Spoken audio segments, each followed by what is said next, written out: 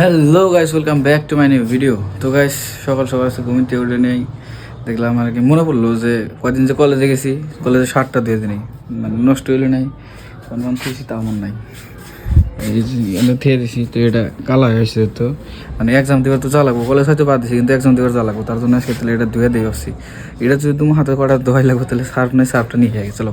তো guys, Surf আনার গেলে যে খালি সার্ফ আনবো এটা তো ওই হারে না, এরা মুহে করে এটা বাজে নিয়ে এলাম। তো গাইস, এড়া ভিজে গেলে যে এড়া ভিজাম তা তো ওই হারে না, তারপরে দেখি 4-5টা বাড়িয়ে গেল কা। তো ব্যাগটি হানজুর দিয়ে নিয়ে তো চলো ভিজাই হন। তারপরে গাইস, অল্প একটু পানির মধ্যে অল্প একটু সার্ফ দিয়ে মারলাম, খলো বলো।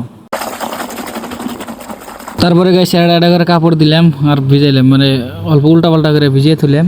তো গাইস, কাপড় তো ভিজানো হলো, তো এখন অল্প আমি জিরিয়ে নেই আর কাপড় দিয়ে ভিজবার দিই আধা ঘন্টা 1 ঘন্টা মান।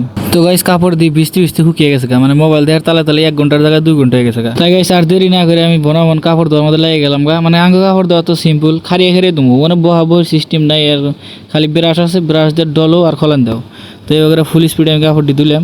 তো গাইস, ফাইনালি আমার কাপড় দেওয়া শেষ। এই রোদ ঠাড়া ভরা রোদ উঠছিল, একদম ডাইরেক্ট মাথার লাগে রোদ। তো কাপড় ধোয়ালে আনার পর নিজেও গাও দিয়ে নেই, আপনাদের জন্য কয়েকদিন না করে গাও দিতেছি আমি। ফাইনালি আমি গাও পাওয়া রেডি। বাবা হরে নে বাল এ মিশিং প্যাট ভিডিও বানাতে দেবো না।